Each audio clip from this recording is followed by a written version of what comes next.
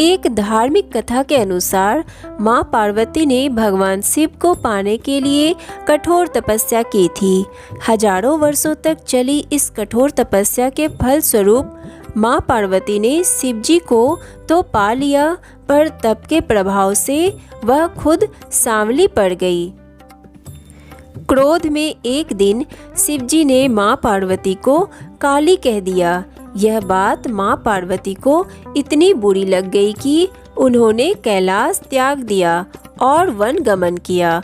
One में जाकर उन्होंने घोर तपस्या की।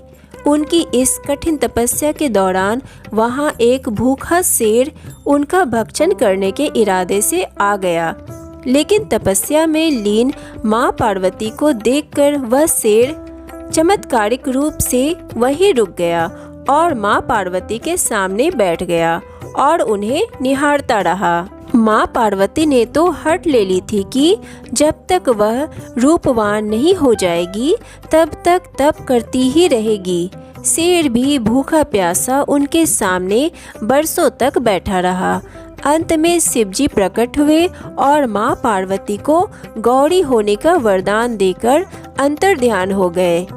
इस प्रसंग के बाद पार्वती माँ गंगा स्नान करने गई, तब उनके अंदर से एक और देवी प्रकट हुई और माँ पार्वती गौरी बन गई और उनका नाम इसीलिए गौरी पड़ा।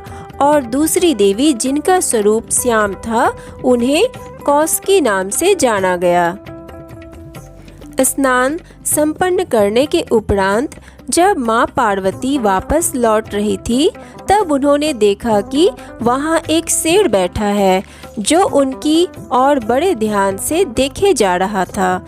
शेर एक मांसाहारी पशु होने के बावजूद उसने माँ पर हमला नहीं किया था। यह बात माँ पार्वती को आश्चर्यजनक लगी। फिर उन्हें अपनी दिव्य शक्ति से यह भास हुआ कि वह शेर तो तपस्या के दौरान भी उनके साथ वहीं पर बैठा था और माँ पार्वती ने उस शेर को आशीष देकर अपना वाहन बना लिया।